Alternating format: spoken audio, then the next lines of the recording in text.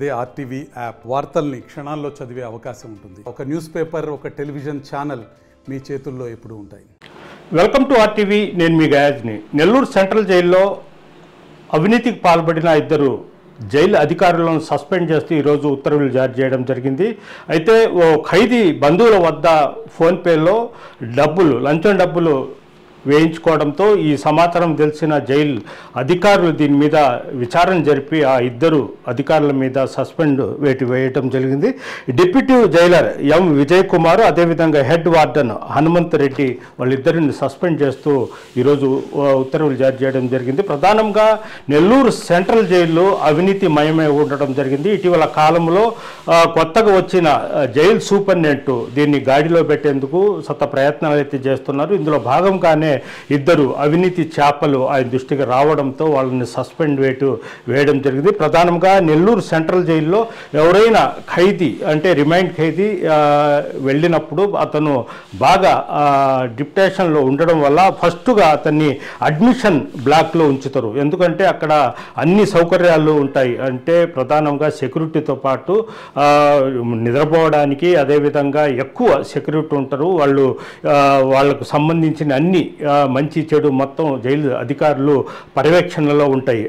Second వచ్చి remind black. ఒక 10 రోజులు కొత్త ఖైదీ కొద్దిగా అయోమయంలో ఉంటాడు కాబట్టి అతను ఏదైనా చేసుకునే ప్రమాదం ఉందనే దృష్టి సెక్యూరిటీ ఎక్కువగా ఉంటుంది. ఈ 10 రోజులు అతనికి అలవాటు అయ్యే వరకు ఆ రిమైండ్ ఖైదీని అడ్మిషన్ బ్లాక్లో పెడతారు. తర్వాత రిమైండ్ బ్లాక్లో తరలిస్తారు. ఆ తర్వాత 320 మేల్ బ్యారేజ్కి తరలిస్తారు. ఈ 3 బ్లాక్లు ఉంటాయి. అయితే గత కొద్ది రోజుల కిందట ఓ ఖైదీని అడ్మిషన్ బ్లాక్లో పెట్టారు.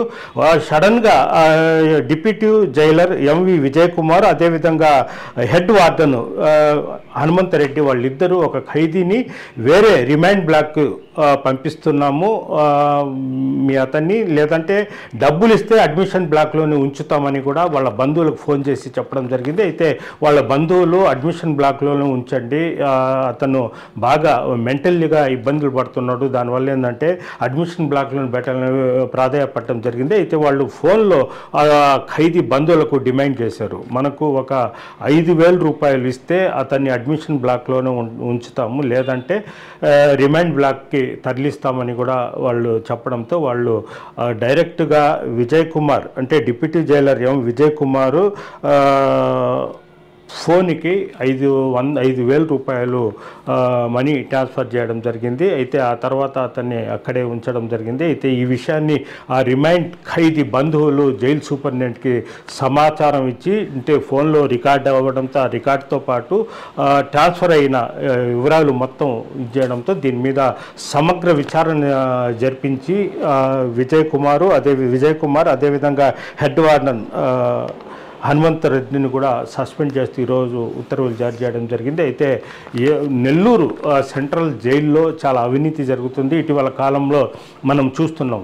అంటే పొలిటికల్ లీడర్లు కానీ పారిశ్రామికవేత్తలు కానీ ఎవరైనా జైలుకి వెళ్ళినప్పుడు వాళ్ళు డబ్బులు ఇస్తే జైల్లో రాజభోగాలు జరిగే విధంగా జరుగుతున్నాయి. డబ్బు లేని వాళ్ళ పరిస్థితి మాత్రము చాలా ఘోరంగా ఉందని కూడా కొంతమంది జైలు నుంచి బయటకు వచ్చిన వాళ్ళు చెప్పడం జరుగుతుంది. డబ్బు ఉంటే జైల్లో 5 స్టార్ హోటల్ కంటే ఇంకా అన్ని రాచ మర్యాదలు జరుగుతాయి. డబ్బులు లేకుంటే మాత్రము చాలా ఇబ్బంది పడుతున్నారని కూడా కొంతమంది ఖైదీలు కూడా చెప్తున్నారు. అయితే గత కొంతకాలం నుంచి నెల్లూరు సెంట్రల్ జైల్లో జరుగుతున్న ఈ అవినీతిని గాడిలో పెట్టేందుకు నెల్లూరు సెంట్రల్ జైలు సూపరింటెండెంట్గా కొత్తగా బాధ్యతలు చేపట్టిన అతను ప్రత్యేక చర్యలు అయితే చేపడుతున్నారు. అయితే ఎవరైనా అవినీతికి పాల్పడితే తమకు సమాచారం అందించాలి, అలాంటి వారిపై తగు చర్యలు చేపడతామని కూడా జైలు సూపరింటెండెంట్ చెప్తున్నారు.